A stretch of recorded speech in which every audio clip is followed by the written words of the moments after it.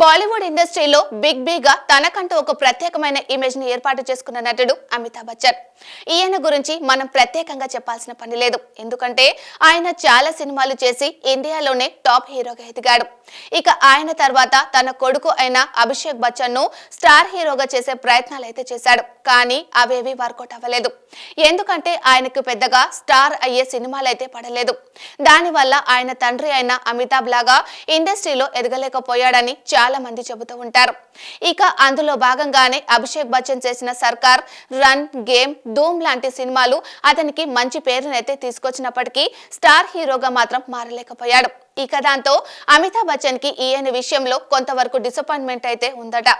ఇక ఇదే కాకుండా ఆయన ప్రస్తుతం మరికొన్ని సినిమాలు కూడా నటిస్తున్నప్పటికీ ఆ సినిమాలు కూడా యాక్టింగ్ ని ఎలివేట్ చేసే విధంగా ఉండకపోవడంతో, అలాగే ఖాన్ త్రయంతో పోటీ పడలేక చాలా వరకు వెనుకబడినట్లుగా కూడా తెలుస్తుంది.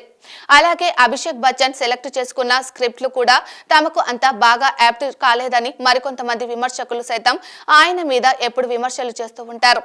ఇక మొత్తానికైతే ఇప్పుడు అడపదడప సినిమాలు చేస్తూ వస్తున్నాడు.